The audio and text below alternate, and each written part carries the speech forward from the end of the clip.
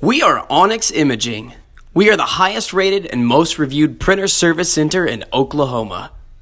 Hey there YouTubers, it's your girl Brett over here at Onyx Imaging. In this video, I am going to show you how to print a supply status page on your Epson EcoTank ET-3760 printer.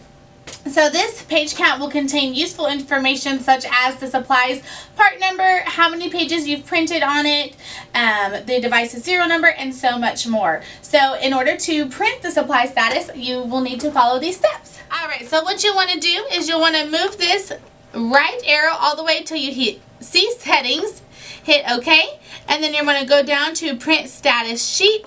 You're going to hit OK, and then you're going to go down until you see supply status sheet.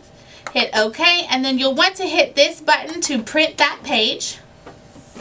Alright, you have successfully printed your supply status page. Thanks for watching this video and have a great day. Thank you for watching.